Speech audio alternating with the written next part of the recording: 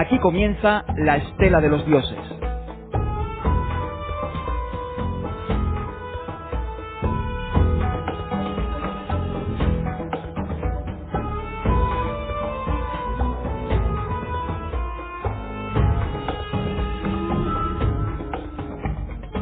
Bienvenidas, bienvenidos a la Estela de los Dioses. Hoy nos vamos a adentrar en el mundo de la criminología y precisamente en la criminología dentro de una de las ramas más fascinantes, al mismo tiempo más temidas, las envenenadoras. Estas mujeres que han utilizado venenos mortales para cometer sus crímenes y muchas veces de forma muy sutil y calculada han sido prácticamente las protagonistas a lo largo de la historia de miles de asesinatos que incluso todavía están por demostrar. Metódicas, muchas veces bastante acertadas a la hora de la dosis para envenenar a la persona que querían eliminar, tienen muchísimas veces las consecuencias de una historia muy oculta, que hoy vamos a analizar a través de casos famosos y menos conocidos, desentrañando los factores psicológicos y sociales que han llevado a estas mujeres a cometer actos tan atroces, que también examinaremos cómo la ciencia forense los ha ido detectando y cómo ha ido evolucionando para prevenir otro tipo de crímenes y también resolver algunos de ellos. Nos vamos a adentrar en esa fascinante historia de la mano de la envenenadora de Valencia. Vamos a conocer todo ese caso y lo vamos a hacer con María José Gómez Miranda. Buenas noches. Hola, buenas noches, Manuel. Hoy precisamente vamos a tratar todo lo que la ciencia forense ha ido evolucionando. Vamos a considerar también la detención de todas estas muertes por envenenamiento a lo largo de prácticamente los siglos que han ido pasando, y vamos a incluir diferentes formas en las cuales se han ido desarrollando la tecnología y la analítica. Sin embargo, hablaremos también de los venenos más antiguos, famosos, como son por ejemplo el talio, el arsénico y la cicuta, ¿no?, o el cianuro. Vamos a hablar también un poco por encima de Locusta, que fue también una famosa envenenadora romana del siglo I después de Cristo y a la cual se le atribuyen varios envenenamientos y asesinatos por encargo, incluyendo el del emperador Claudio y posiblemente también el del emperador Nerón, y que también fue conocida por ser una experta en el uso de venenos y hierbas tóxicas. Y es por eso que su habilidad para enmascarar los sabores y los olores dentro de la comida y de las bebidas de sus víctimas la hacen ser una de las asesinas en serie más importantes de la historia clásica, de la historia romana. Y también hablaremos del garrote vil como método de condena, que aquí en España pues estuvo hasta la eliminación de la pena de muerte. Es curioso también cómo evolucionó. Pues no hace tanto que se utilizó. Que no hace tanto. De hecho, el garrote vil tenía su origen en el Egipto antiguo y fue España pues prácticamente el último país en utilizarlo en Europa como parte de la condena a muerte. Todo esto lo vamos a hablar profundamente, pero antes quiero conocer la historia de la envenenadora de Valencia, la última mujer ajusticiada en España, y que además es un caso que todavía quedan muchas partes que no están claras, ¿no? Hay muchos cabos sueltos. Pues empezamos precisamente con la historia de esta mujer para conocerla a fondo y saber también pues todo aquello que nos puede decir, porque ¿quién fue la envenenadora de Valencia? Pues la envenenadora de Valencia, su nombre es Pilar Prades Expósito Santamaría. El segundo apellido no se sabe realmente cuál es, pero denota ahí que era una persona pues que procedía su madre de unas familias pues que tal vez fuera adoptada o repudiada por la familia o algo, porque ya sabéis que este apellido pues denota de que era una persona pues que no tenía familia. Sí, de pocos recursos, o que procedían también de algunas personas que estaban en hospicio, en las cunas. Ella en las casas era cuna. una persona muy humilde, era de un pueblo llamado Vejís, de Valencia, nació en 1928 y a la edad de los 12 años, claro, al ser tan pobre de no tener nada, de ser de pueblo, su familia la mandó a Valencia, la capital, para que fuera empleada doméstica. Y su rasgo era de una persona muy humilde, analfabeta, era de un carácter muy introvertido, poco agraciada, no era una mujer muy guapa, desarraigada porque no tenía mucho vínculo con su familia ni con nadie de su pueblo, incluso se cree que tenía una pequeña discapacidad mental, siempre una persona solitaria, en fin, su aspecto, esa es la presentación que te puedo decir de ella, básicamente. Ujú. Entonces nos encontramos a una persona desarraigada en una ciudad que, Totalmente, en comparación con un pueblo de Valencia, de un pequeño pueblo de Valencia, sí, pues claro, Valencia capital se hacía enorme, y para una persona que prácticamente se perdía allí. Ella utilizó, se supone, porque vamos a siempre hablar del supuesto, por esta sí, parte de que iremos desgranando a lo largo de este programa, de esa parte que todavía está por aclarar, de los crímenes que cometió. sí. Pero ella, ¿cuál fue el modus operandi para cometer todos estos tipos de crímenes? Pues el modus operandi fue pues el envenenamiento, evidentemente, como estás explicando desde el principio, de que es de lo que trata el programa de hoy. Ella empezó todo, digamos, este proceso, esta afición suya por envenenar en 1954. Trabajaba en la casa de Enrique Vilanova y su esposa Adela Pascual, que tenía una charcutería, carnicería en la calle Sagunto, en Valencia.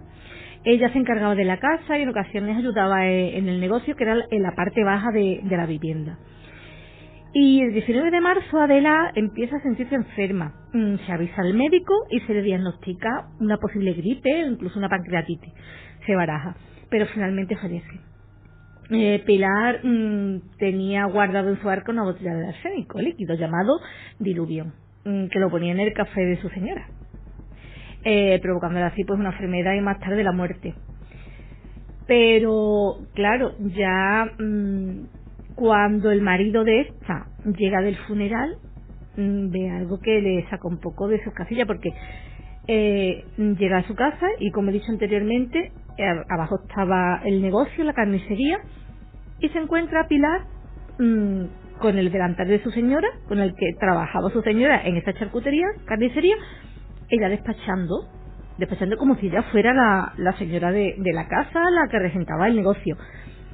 Y claro, esto a don Enrique Vilanova pues le sienta muy mal, que incluso llevaba puesto un delantal de su señora. Le dijo: quítate inmediatamente ese delantal y te vas de aquí. Se va del domicilio, la despide y él también cambia de dirección, se va a otro lugar a vivir y deja atrás todo eso. Tras ese peleo de Adela, te digo lo que ocurre, y ella, claro, se siente fatal porque date cuenta que ella vivía de servir a los demás, era criada, asistente del hogar, como quieras llamarlo. Entonces se ve en la calle con un arca, que es donde tenía su ajuar, porque ella, su sueño era pues tener una familia, de casarse, pues como una chica normal, digamos, de la época, aunque tenía cerca de 30 años, pero no tenía novio ni pareja ni nada. Se va a casa de unos familiares que la cogen, hasta que su amiga Aurelia le dice: pues mira, Pilar, estoy trabajando de cocinera en casa del doctor, que es militar, Manuel Berenguer, y su esposa María del Carmen, sí. Si quieres puedes venir a trabajar con nosotros, ayudas en la casa y bueno, pues tienes ahí resuelto tu problema de paro ahora mismo. Ella accede y se pone a trabajar en la casa.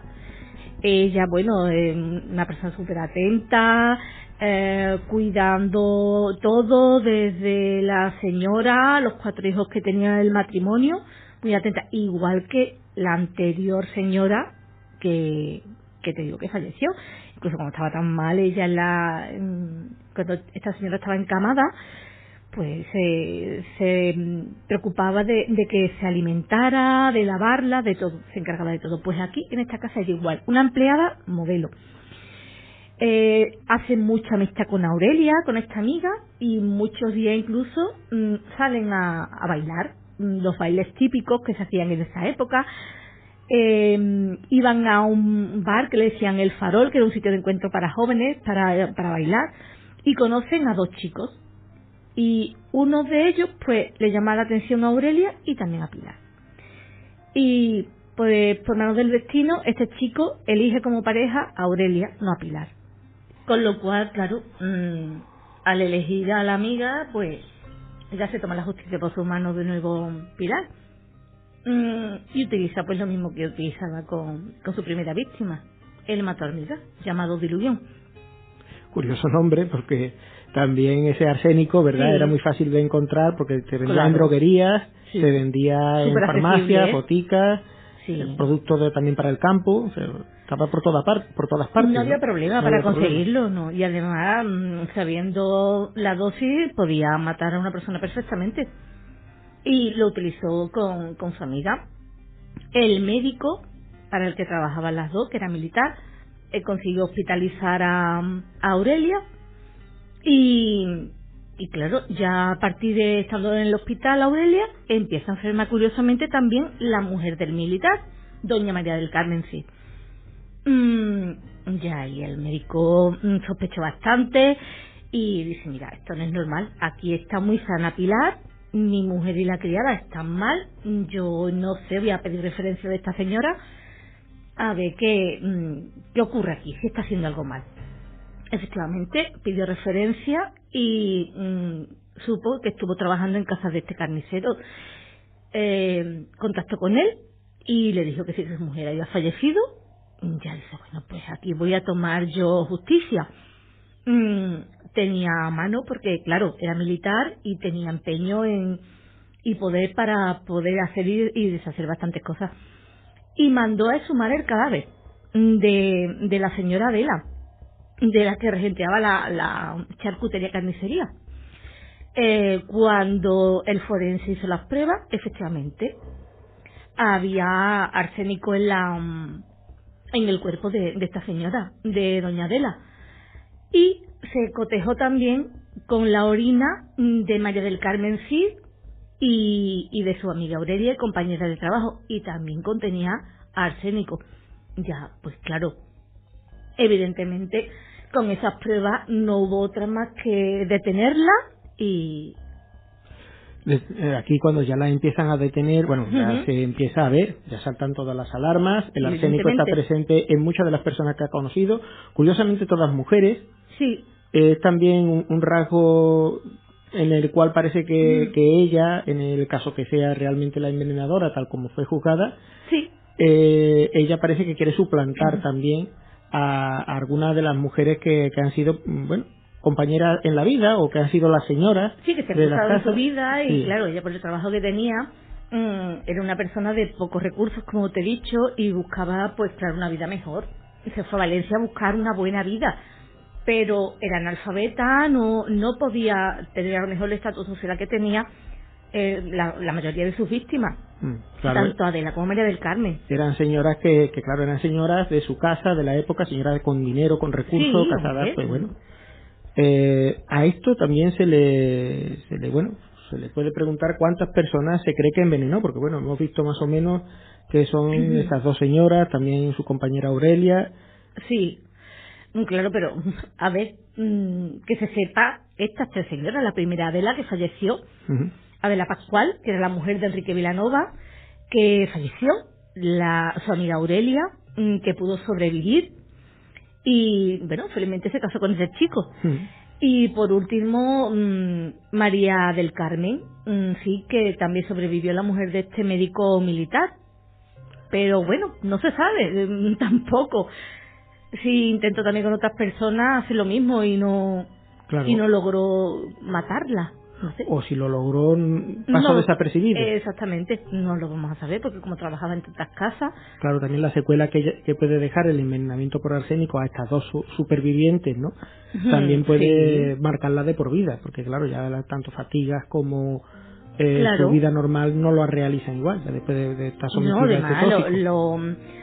Los síntomas del arsénico pues es desde la fatiga, la pérdida de peso, parálisis de los miembros superiores e inferiores.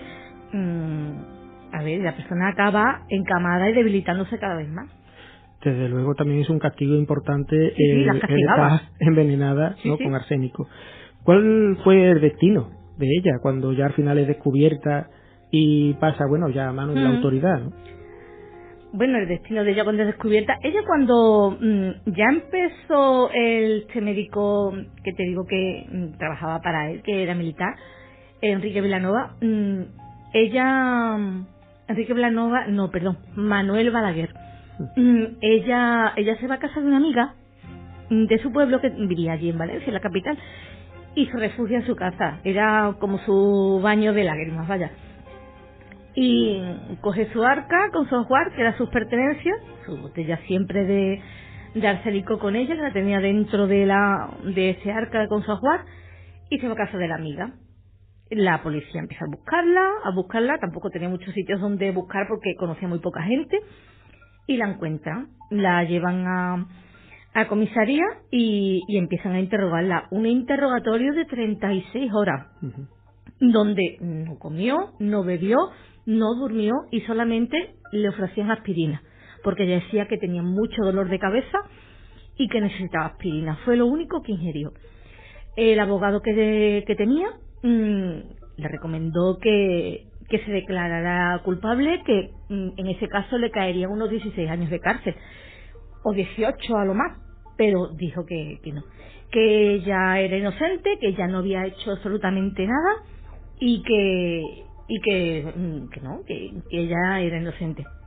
Nada, ya al final, en 1957 se le declaró culpable y ya pues esperando a la pena de muerte. Ya le cayó pena de muerte al declararse inocente. Se llevó 2 años en prisión. Fue una presa modelo realmente. Fue una persona que no dio problema alguno en prisión esos 2 años. Desde 1957 a 1959. Y ya cuando estaba prevista la ejecución a las 6 de la tarde, el día 19 de mayo de 1959, ella esperaba el indulto de en ese entonces el dictador don Francisco Franco.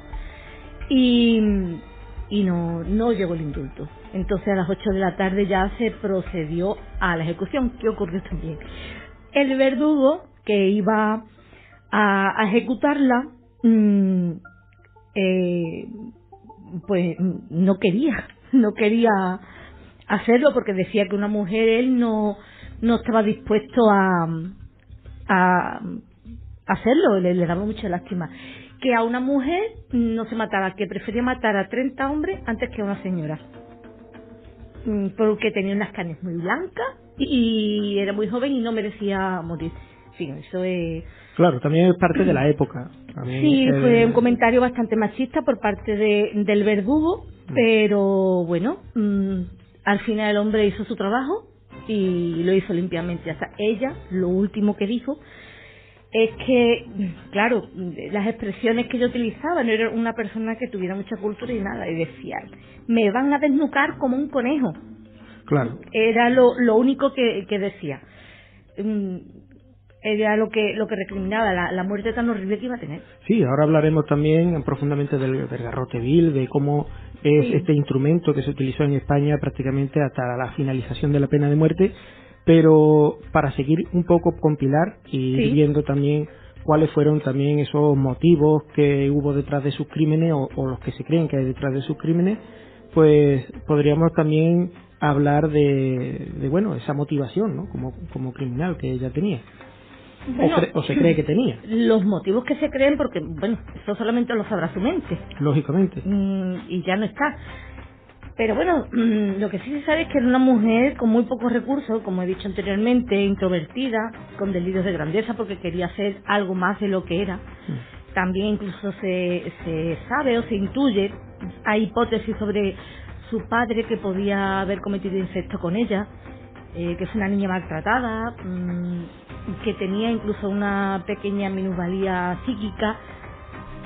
No sé, podrían ser a lo mejor algunos de los motivos que le indujo a cometer estos asesinatos. Quería tener pues lo que tenía sus víctimas, a lo mejor, ¿no? Un poco de riqueza, ser una persona acomodada, formar una familia. A lo mejor quería arrebatar a esas personas lo que ella no tenía. Pero bueno, incluso Sí, sí. sustituirla, ¿no? Sustituirla como Sustituirla. la señora de la casa, porque Claro. en el caso de la carnicería charcutería Fíjate, se puso a estar se delante puso a de la estar delantal. señora. O Claro. sea, claro, que es lo que le llevó al despido automático. Sí, pero al final lo que sentía era frustración, porque Mm. nunca consiguió lo que ella tal vez quería. Pues no se sabe si a lo mejor lo que quería era eso, a lo mejor lo que ella quería en realidad era ser una mujer, pues una mujer de su casa, tener su propia casa, sus propias comodidades, a lo mejor ni siquiera estar casada, solamente de ser un poquito libre y de ser feliz. Ya. También hay que ver todo en el contexto de la época, ¿no? También ver Sí, que las mujeres no tenían la libertad que no tienen tenía esa hoy, libertad. ni estudios ni nada, era una mujer que hizo lo que pudo. Y si no estaba tan bien psíquicamente, no tenía una salud mental buena, pues acabó mal. ¿Y cuál fue la reacción de la sociedad valenciana ante estas acciones? Hay que recordar también que, bueno, la sociedad valenciana, pues todo lo vivió de cerca, fue un caso muy mediático, Mucho. apareció en los medios de comunicación por entonces, a Sí. pesar de la dictadura, que muchas veces intervenía y censuraba algunos de estos casos, pero la sociedad valenciana pues siguió muy de cerca todo aquello. ¿Cómo lo vio? ¿Cómo reaccionó? Pues imagínate, ¿no? Fue un boom, porque desde el periódico El Caso, tan famoso desde hace tantos años, el que decía que nadie lo compraba, pero todo el mundo lo tenía en casa para enterarse de esta España tan negra, ¿no? Tan oscura que existía en ese momento. Y en el caso, pues, todos los pasos que seguía estos crímenes lo publicó. Y además, en la sociedad valenciana tenían miedo muchas personas de tener en casa a una mujer empleada de hogar residente interna, como estaba ella, porque ella estaba interna, ella no tenía ni casa. Por eso, si terminaba un trabajo, se iba a refugiar a casa de esta amiga y de momento tenía que encontrar otro trabajo porque no tenía nada. Claro, era básico para Era poder básico tener para un ella. techo esa noche Sí. sobre ella, porque de lo Y ya contrario ves. estaría en la calle. Claro, y de seguida encontrar otro trabajo. Esto, claro, un caso tan mediático en una época como los años 50, prácticamente casi al principio de los años 60, bueno, estaba ahí la historia, y esto pues nos llevó a pensar todo el tipo de películas, series basadas en esta historia. Creo que ha sido muy popular, teniendo en cuenta también que es la última mujer ajusticiada en España. Fue la última, efectivamente, que se justicia en España, y la primera referencia que tenemos de hacer historia, a lo mejor en los medios de comunicación, fue en Argentina, precisamente, una serie radiofónica que se llamaba La galleguiña de la cara sucia, y narraba toda la historia de la envenenadora de Valencia, y tuvo un éxito enorme.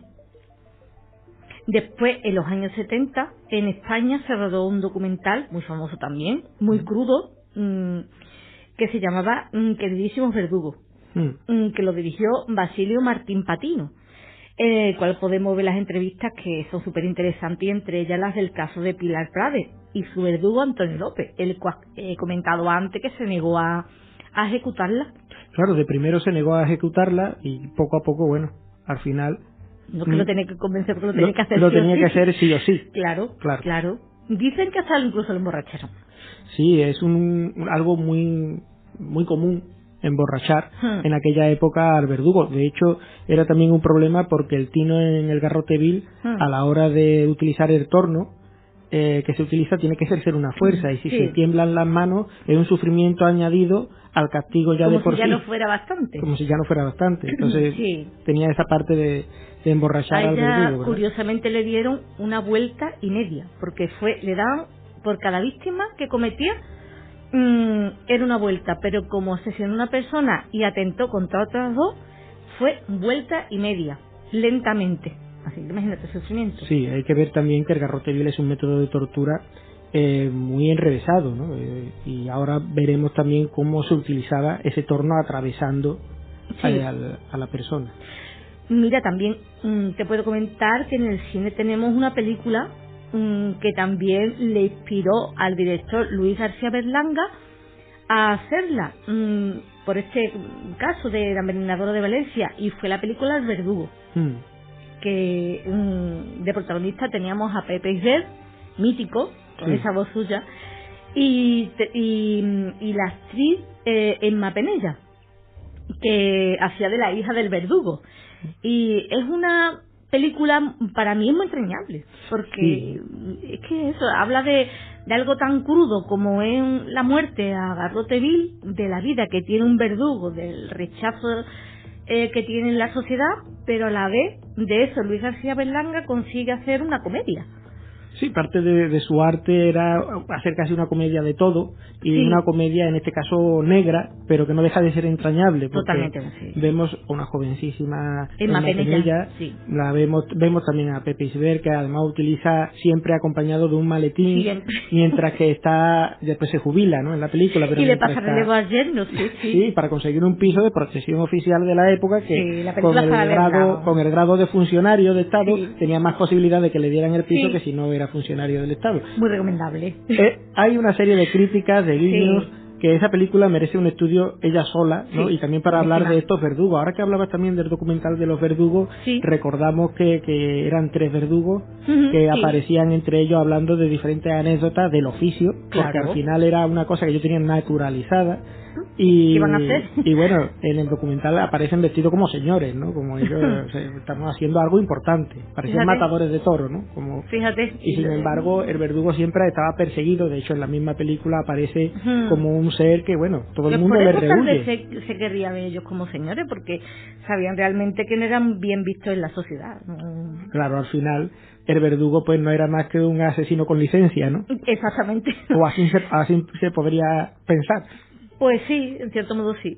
Después, en 1985, en la primera temporada de La huella del crimen, serie mítica, buenísima, de Radio Televisión Española, se hace también la película de la envenenadora de Valencia, que es protagonizada por Terele Pave. Curiosamente es la hermana de Emma Penella, que hace de la hija del verdugo en la película El Verdugo.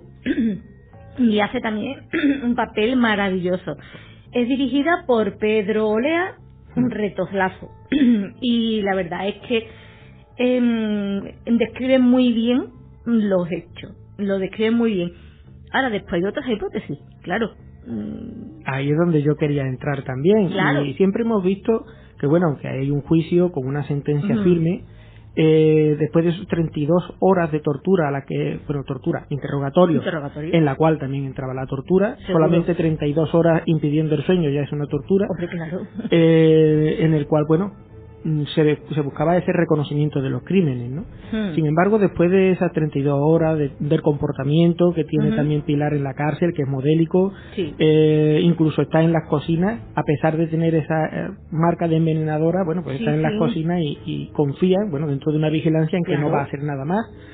Y todo esto nos obliga a pensar que tal vez podría haber sido acusada en falso, o podría haber sido utilizada, también como Sí, estamos hay hablando, otra hipótesis, sí. de Bueno, que varias psicológicamente hipótesis. ella también había una inmadurez, o podría existir esa inmadurez, o incluso algún tipo de... Una inmadurez por parte de ella y un complot tal vez entre quien era su primer jefe y el segundo. O sea, el carnicero, y que era don Enrique, y el militar, el doctor militar, que era don Manuel, también, que podrían haberse puesto de acuerdo para a lo mejor quitarse de en medio a sus señoras, Sí, como una especie de pacto, utilizando a Pilar como... Claro, como envenenadora, y tal vez ella no fuera la que perpetró el crimen, de la primera, de Adela, que fue la que realmente, la única que murió, porque la segunda no llegó a morir. Además, ella era analfabeta. Vale, tenía un bote de arsénico líquido que ella refiere que lo utiliza como si fuera un edulcorante para el café. Que no sabía leer, que pensaba que era algo dulce, que lo podía utilizar para ponerse en el café y las infusiones, y que declaró que sí, que en una ocasión se lo dio a doña Adela, pero que sin saberlo. Pero bueno, si tú en una botella ves una calavera con 2 tibias, tú puedes pensar que es un veneno, o por lo menos que es algo peligroso. Claro, de hecho esos gráficos están hechos claro. para que desde muy pequeño o personas que no entienden... En esa época muy poca gente sabía de él. Claro, que no pueden leer en ese momento o no entienden lo que está escrito en cualquier país, incluso tú puedes viajar al extranjero, no saber el idioma de ese país, Claro. y bueno, cuando ve un producto con una calavera y 2 tibias, pues ya piensas que es un veneno automáticamente. Es peligroso. ¿No? Pues ella lo utiliza, no lo niega de haberlo utilizado con doña Adela. Con doña María del Carmen no. La mujer del doctor militar dice no utilizarlo. Pero bueno, declara de que sí que lo utiliza, pero ella sabe exactamente cuál es la dosis exacta para matar a una persona y cuál es la dosis exacta para dejarla, como por ejemplo dejó a su amiga Aurelia y a la señora María del Carmen. Sabe que la dejó un poco como enferma, pero no llegó a matarla. Claro, que es lo que me plantea la duda, es también la parte en la cual ella utiliza, bueno, una dosis que llega a matar a su a víctima, única víctima. Sí, sí. Y sin embargo, la dosis que utiliza supuestamente con las otras mujeres no es tan fuerte o no es tan elevada. O a lo mejor, claro, el arsénico también es un veneno que se va acumulando en el cuerpo. No sabemos cuántas veces lo podría haber utilizado en pequeñas dosis para ir provocando como una primera enfermedad y posteriormente la muerte. Claro, tampoco sabemos si realmente quería matar a su amiga Aurelia y a doña María del Carmen. Es que está ahí todo en hipótesis, no podemos asegurar nada. También es verdad que Valencia en aquella época las dos están residiendo, bueno, las víctimas están todas residiendo en la misma ciudad. No sabemos tampoco si se conocían con anterioridad estos maridos, claro, o si fue a raíz de esta investigación que lleva el doctor militar a buscar a la otra persona en la que había trabajado, o sea, en la cárcel. Se dice que sí, que el doctor militar, don Manuel Balaguer, sí busca al carnicero, a don Enrique, para investigar por qué su mujer está enferma y por qué murió la mujer de este hombre, del carnicero, doña Adela. Claro, ahí el doctor Balaguer hace también de detective y sí, también parece que busca el origen, pero nos queda saber si ese era todo lo que nos han contado es lo cierto o si verdaderamente lo conocía con anterioridad e hicieron ese cambio. No lo sabemos ni lo podemos saber. Lo que sí sabemos es que Pilar pierde la vida en el Garrote Vil. Sí. Lo hace con estas declaraciones. Curioso también que ella diga que no empleó el arsénico con las otras... Que no sabía que era arsénico. Claro. Fue lo que dijo, que ese bote lo tenía ella, pero se creía que era como algo dulce, que se podía utilizar en las infusiones y en el café. Claro, también por otro lado, ¿qué va a decir? ¿Qué va a decir? Se tendría que defender con algo. También he de decirte que José Prade, hermano de Pilar, cuando se emitió La huella del crimen en 1985 en Televisión Española, demandó a Televisión Española y al guionista de esta serie por lesiones al honor, y la demanda fue desestimada en el Tribunal Supremo. Claro, también al ser un caso ya público, notorio, tantos años después, realmente pertenece a la historia de la criminología española y además siendo relevante el que sea precisamente lo que hemos ya comentado, ¿no? Esa última ajusticiada mujer que hay en España, por tanto todavía tiene un caso de más relevancia. Después podríamos hablar de otros casos como la calle Fuencarral, podríamos hablar de otra serie de causas que parecen que hubo una mujer o no, pero en este caso parece muy notorio que bueno, Pilar se tuvo que defender como fuera.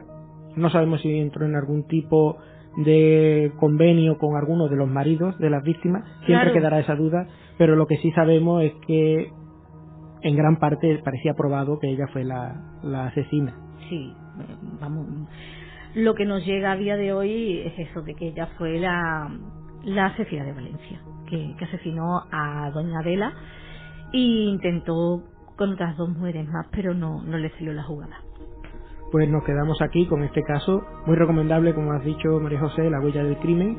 Haremos solamente un especial de Huella del crimen, hablaremos de esa criminología española, la parte oculta, tendremos a Jarabo también como ejemplo de ese asesino cruel, metódico. Hijo. También un hombre... un niño bien de la época. Exacto, y también veremos cómo en la criminología se manifiestan diferentes personas que, bueno, por lo que hicieron o por lo que forman parte también de la historia de España. De ahí que, al fin y al cabo, este caso es para todos y de todos. Sí. Bueno, ahora vamos a hablar un poco también de ese método de Garrote Vil, que podríamos encabezarlo como tortura y también como una forma de ejecución pues que se ha utilizado pues desde el antiguo Egipto, ya Sí. está descrita, y que históricamente en España y en otras partes de Europa pues fue muy utilizado. De hecho en la Inquisición española fue ampliamente usado y consiste pues eso, en golpear a la persona con un palo o garrote de madera hasta causar esa muerte, pero claro, el garrote de madera a la cual se agarra la persona, existen una serie de elementos metálicos como un torno, el cual se gira Ujú. y penetra Desde atrás, desde el cuello, desde la el nuca. cuello para las vértebras y Mm. partir las vértebras hasta causar la asfixia y la muerte de Parte de la médula, ¿no? Claro. la Todas las asfixia y muerte. vértebras, la médula es una muerte y además lo hacen poco a poco, con lo cual es más doloroso y es fatal, ¿no? De hecho, incluso dependiendo del tipo de verdugo, si no tenía la fuerza suficiente, Peor todavía. podría ser todavía peor. Más larga la agonía. Veremos también el caso de las estanqueras de Sevilla, que también Ujú. se utiliza el garrote vil con 3 personas que eran delincuentes comunes E inocente. e inocentes, porque después se demostró a través de la confesión, que fue también confesor de estos tres acusados Sí. de manera injusta, porque aunque eran criminales comunes no eran los asesinos de esta estanquera, Eres pobre. y sin embargo pues al final pues en ese secreto de confesión pasados años se descubre que ellos eran los 3 inocentes y que precisamente el asesino era familiar. Ya hablaremos de este caso Sí, más sí. detenidamente, de esas 2 estanqueras, y tenía motivación económica, ¿no? Ujú. Vemos también como entre los venenos más utilizados pues aparece por supuesto el arsénico, como en el caso de la envenenadora de Valencia, pero también vamos a hablar de otros venenos como el cianuro, ¿no? El cianuro también Sí, sí. es un caso que trajimos casi al principio del programa, cuando hicimos un especial de todos los santos, Sí, sí. y también de la muerte, y en ese especial hablábamos del cianuro y hablábamos de un personaje en concreto. Sí, el personaje es Candyman, que es de Texas. Ese hombre se llamaba Ronald Clark O'Brien y le denominaron Candyman porque utilizó dulce, unos pig sticks que se llama, que son como estos tubitos de plástico que dentro tienen como pica pica para los niños. Ujú. Pues el día de la noche de Halloween lo utilizó poniéndole cianuro dentro para matar precisamente a uno de sus hijos. No, su intención era llevarse los 2 por delante y cobrar así un seguro de vida, y utilizó cianuro en esos pig sticks que se llama. Lo ingirió uno de sus hijos y falleció. Además, aprovechando la noche de Halloween, que en Estados Unidos se reparten diferentes caramelos, Claro. y si se pone un caramelo en una cesta, no sabe exactamente qué vecino ha podido ser.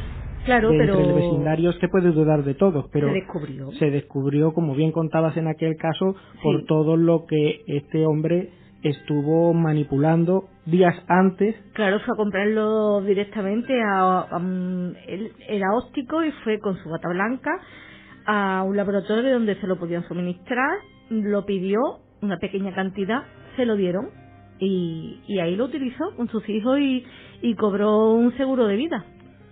También tenemos, entre otros, la estrisnina. La estrisnina Ujú. es también famosa porque se ha utilizado para matar lobos en la sierra. Se utilizaba también en pedazos de carne para matar lobos, matar perros, mastines, casi siempre. Y esta estrisnina muchas veces también se ha utilizado en alimentos Ujú. para hacer chantaje a empresas. De hecho, una serie de empresas de refresco Ujú. tuvo una amenaza de una persona que supuestamente envenenó un paquete de refresco y dijo que si en un tiempo no le daban dinero, ese chantaje para poner en circulación el lote que él había envenenado con estrinina y de esa manera acabar con la empresa, ¿no? Ya. Era un antiguo trabajador de Coca-Cola. Pero bueno, ya hablaremos de ese caso porque también Marca da para registrada. mucho, y curiosamente también tendremos otros con la belladona. La belladona tal vez sea uno de los venenos que más utilizó Locusta, porque Locusta. aparece como uno de los que están junto a la cicuta y a una parte muy simpática que es la manita faloide, esa seta de la muerte, Sí. que ha sido utilizada pues prácticamente en muchos venenos, muchos remedios desde Locusta a más allá. Ha sido Se dice- asesina de emperadores, papas, Claro. reyes. Se dice que Locusta envenenó a Claudio, mandado por su esposa, Agripina, este tipo de setas fue lo que utilizó para matar a Claudio y a muchos más de la familia judía Claudia, porque Locusta precisamente era una envenenadora de Roma del siglo I de nuestra era, que se dedicaba como si fuera una farmacéutica, y muchas personas recurrían a ella para remedios naturales, pero también se dieron cuenta que podía proporcionarle venenos, y muchos de ellos, personas pudientes, le pagaban para que asesinara a maridos, a amantes, familiares que eran indeseables. Se llevaba por delante mucha gente. Se podría decir que ella podía quitar la vida, o sea, podía quitar el dolor y también la vida, o sea, totalmente, sí, según lo que tú le encargases. Superpoderosa, y se convirtió pues en la envenenadora de cabecera de esta familia Julia Claudia, con todas sus intrigas, y no que hablemos ya de Agripina, ¿no? Que bueno, era una mujer también bastante enrevesada y que llevó a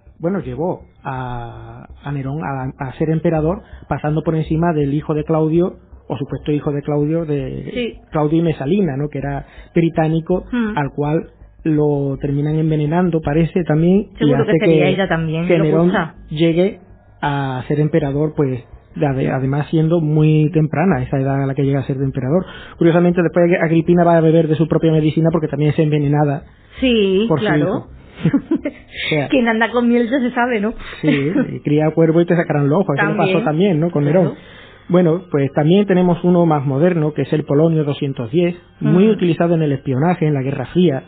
De hecho, en la Segunda Guerra Mundial el polonio no existía, pero sí existían una serie de elementos de cianuro preparados como si fueran unos pequeños caramelos, que en el caso, o aspirinas, ¿no? Que en el caso que pillasen a este espía se podía quitar la vida para que no lo torturase el bando contrario, ¿no? Claro. Hablaremos también de ese mundo de espionaje, de Mata Hari y todo lo que significó, también cómo la utilizaron, que también hay mucho mito detrás de Mata Hari. También da para un programa. Pues era una mujer muy interesante también. Totalmente. Y exótica. Sí. Sí. Y después pues tenemos también el caso del polonio 210 con este espía ruso que envenenaron, y bueno, vimos cómo perdió el pelo, perdió poco a poco la sensibilidad. Y ese veneno es tremendo porque te va degenerando poco a poco. No es algo que sea en el instante, que sea inmediato, es algo progresivo. Y dentro de los envenenamientos también podríamos hablar del envenenamiento con cromo, ¿no? Bueno, se dice que Isabel I de Inglaterra murió envenenada por cromo, pues sin quererlo, porque como de joven padeció viruela, tenía marcas en la cara y utilizaba un maquillaje muy blanco para mitigar esas marcas, y estaba hecho de cromo, y fue lo que le produjo la muerte, se intoxicó y murió. Se dice, pero bueno, ahí tenemos también esa posibilidad. Después, bueno, existían envenenamientos por mercurio, en el caso de algunos tratamientos contra la sífilis, ¿no? Que poco a poco se iban acumulando. Sí, y un emperador chino también no estaba bien mentalmente el hombre, y decía que si se tomaba mercurio, lo ingería, podía tener la vida eterna. Y la vida eterna se pudo al final medir en meses. En meses. Porque pasó a la vida eterna, precisamente, por ingerir mercurio. Por ingerir mercurio, además de esa manera, ¿no? Y ahora sabemos que es uno de los grandes contaminantes, ¿no? Ya hablaremos también de la contaminación, polución con el mercurio en el mar y todo lo demás. Ahora hablamos, y vamos a abrir página, hemos hablado de la última mujer ajusticiada en España, hablaremos ahora de la última mujer ajusticiada en la provincia de Huelva. Efectivamente. Curiosamente, un caso que bueno, también estremeció a la sociedad de la época, y que fue unos 10 años antes que el caso de Pilar, de la envenenadora de Valencia, actuó esta mujer, y prácticamente pues se acabó con el mismo fin. Ella era María Domínguez Martínez, que fue una de las últimas mujeres en ser ajusticiada en España, y de hecho fue la última en ser ajusticiada en Huelva. Su historia, pues bueno, recuerda mucho a la envenenadora de Valencia, aunque difieren en algunos puntos, y además es una de las más desconocidas, porque bueno, mientras que a Pilar sí hemos visto que hubo bastante... Sí, fue más mediático. Exacto. De esta señora se sabe poco. Lo justo y en la población donde ella vivió, y poco más, y además está ya como muy olvidado porque se ha querido olvidar. Claro, es que hablamos de poblaciones más pequeñas, de pueblos, y ahí además no entró esa parte mediática, también eran 10 años antes, la censura intervenía mucho en estos casos, con lo cual Sí. era más difícil saberlo y siempre un motivo de vergüenza para la familia Totalmente. hasta acabar sin saber Era tabú. su Era origen, su un- familia, todo. Era un tema tabú en esta localidad y a día de hoy gente joven seguro que no sabe la historia, vamos, de María, pero ocurrió y fue la última mujer ajusticiada en Huelva. Sí, por respeto a la familia y a la población, no diremos exactamente No. de qué pueblo, lo que sí podemos decir que es un pueblo muy próximo a toda la zona del condado, Sí. y a partir de ahí pues que investiguen también el caso de María Domínguez Martínez. ¿Qué pasó con ella? ¿Cómo llegó a ser una envenenadora y a ser la última mujer ajusticiada en Huelva? Pues curiosamente es súper parecido a la envenenadora de Valencia. Era también una señora que no de muchos recursos, que empezó a servir, como se dice aquí en La Palma, en casas de personas pudientes. Ella estaba trabajando para una persona de alto standing, era casado, su mujer estaba embarazada, vivía también con su suegra, y ella se enamora de este señor, su señorito, digamos, y le promete pues una vida plena con ella, de que que la convence de que asesine a su mujer y que en cuanto muera su mujer se van juntos a vivir y hacen una vida nueva. Ella se lo cree y envenena, precisamente también en el café, igual que Pilar Prades. En el café le suministra unas gotas, no sé exactamente qué tipo de veneno era, realmente da igual, después de todo. Envenena a la mujer de este hombre que está enamorado de ella. Bueno, está enamorado de ella en realidad es la que está enamorada de él. Y fallece la mujer embarazada. Se da cuenta la suegra, que vive con ellos, de lo que está haciendo, de que no cree en ella, no confía, y también mata a la suegra de él. Y a continuación, no contenta, también asesina a una sirvienta de la misma casa, compañera de ella, porque se estaba dando cuenta de todo lo que estaba haciendo. Al final, ¿qué ocurre? Pues que él queda indemne porque es una persona con recursos y ella pues acaba en el garrote. Aquí debemos de recordar que precisamente ella entra a servir en esos años 40, mediados de la década de los 40, sí, en la casa del teniente coronel del ejército, que está en la capital onubense, y sí, que además militar. Es un teniente coronel, es un alto cargo del ejército. Estamos hablando nada más y nada menos que de uno de los grandes cargos que puede ocupar dentro de la carrera militar. Y bueno, la joven parece también que sí, que entra a esa seducción. Este hombre, el teniente coronel, tiene unos 50 años o algo más.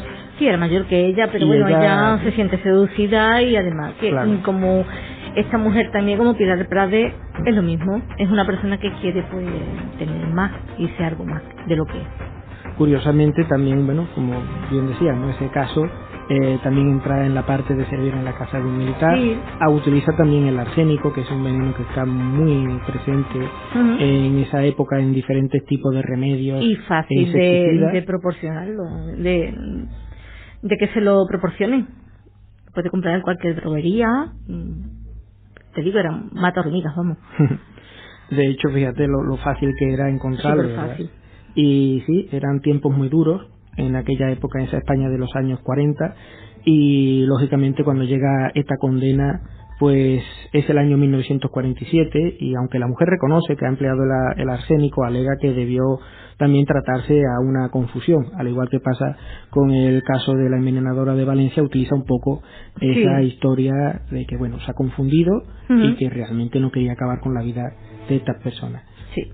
También debemos de recordar, ¿no?, que bueno, durante la ejecución pues a María Domínguez Martínez la ejecutan el 23 de mayo de 1949. Curiosamente estamos ya acabando el mes de mayo, estamos empezando el mes de junio. Dos envenenadoras que mueren en mayo, son ejecutadas pues en días como hoy, vamos, prácticamente. Sí, parece que la primavera también era una época para ejecutar. Y curiosamente, un dato, cuando el verdugo se acerca a María, esta última señora que se ejecuta en Huelva,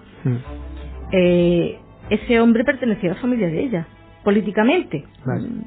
Fíjate, Sí, sí. la coincidencia de que él cuando la ve se sorprende y dice, pero si es que te conozco, tú eres familia de mi mujer, y él tiene que ejecutar a una familiar de su esposa. Claro, ahí el verdugo está obligado en aquel momento a cumplir su trabajo Y lo hizo, y lo hizo tal cual. tal cual. Lo que sí podía hacer era aliviarlos y aliviar el sufrimiento si era certero con ese torno, pero no siempre era así, incluso los nervios podrían jugar malas pasadas, ¿no? Hombre, fueron muchas víctimas las que se llevó por delante, imagínate. La mujer embarazada, eran 2 víctimas realmente. La criada era una tercera y la suegra de este militar eran 4.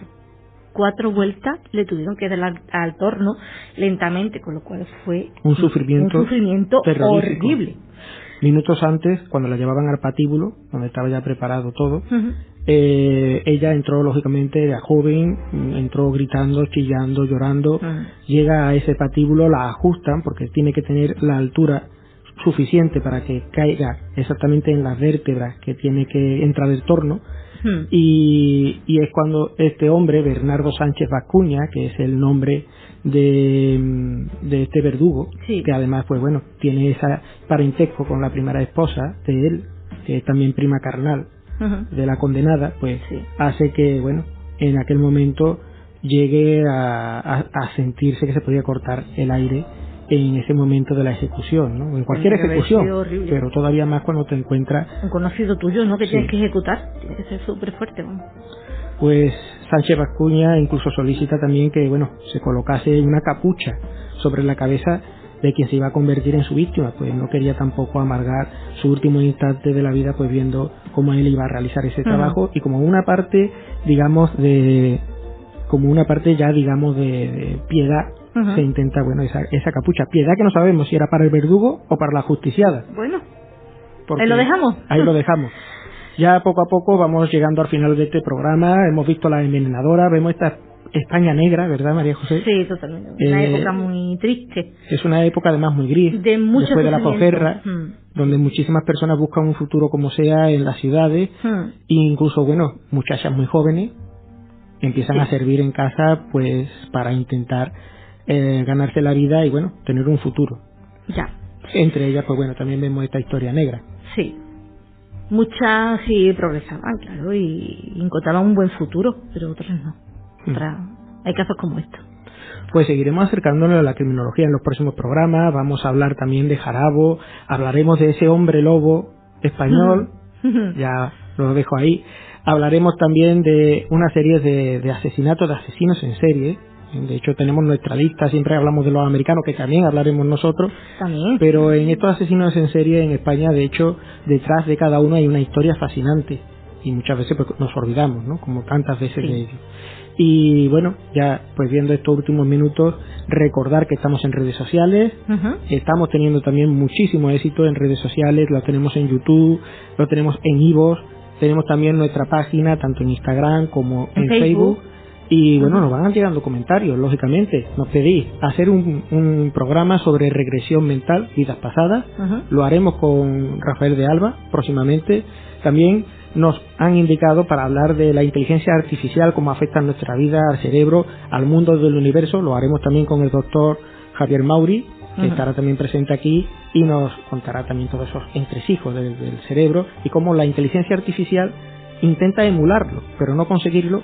Pero sin embargo nosotros, que como cerebro también buscamos el camino más fácil, pues nos apoyamos en una inteligencia artificial que al final parece socavar nuestra propia inteligencia. Así que también lo hablaremos con él. Y de casas encantadas, temas fascinantes. Chulísimo. Temas fascinantes. Casas encantadas, casas con espíritus, fantasmas. Hablaremos con José Manuel García Bautista, hablaremos de la ruta que hace por Sevilla y de muchos de esos lugares encantados, casas, hospitales, no digamos más. ¿Sabes de tantos lugares encantados? No puede hablar tanto de ello. Incluso el edificio Viapol también salió y todo lo demás. Hablaremos de sus investigaciones, de las rutas de Sevilla y de todo eso. Son los próximos programas. Vamos a seguir teniendo invitados y no olvidemos también la parte histórica. La parte histórica, hablamos de la Atlántida, vamos a hablar también de toda esa parte desconocida, la parte mágica de la arqueología y de los tartesos, muy próximos a todo el lugar donde nosotros habitamos. Huelva, Sevilla, Cádiz, claro. Y por supuesto, si hablamos de Huelva, hablaremos de los Cabesos y de cómo su muralla, que se encuentra en el Cabezo de San Pedro pues está prácticamente oculta para la mayor parte de los onubenses y de los visitantes. Así que hablaremos de eso, hablaremos de cómo poquito a poco pues hay una historia que contar en prácticamente todo, una historia y un misterio. Muchas gracias. Gracias a ti siempre, Manuel. Gracias a ti, María José. La verdad es que nos trae cosas muy interesantes. Te espero también con esos crímenes, esa huella del crimen que vamos a seguir cronológica, y también con esa serie de esos asesinos en serie muy interesante de la historia negra de España. Por lo demás, os emplazo al próximo programa. Hasta aquí la estela de los dioses de hoy, y como siempre en redes sociales estamos 24 horas 7 días, así que todo lo que queráis comentar, todas vuestras ideas y de aquello que queráis hablar, estamos abiertos para todas vuestras sugerencias. Así que buenas noches. Buenas noches. Y que tengáis un tranquilo descanso. Hasta aquí La Estela de los Dioses, producción de Radio Voz del Condado sobre una idea original de Manuel Zamora, realizado en La Palma del Condado, año 2024.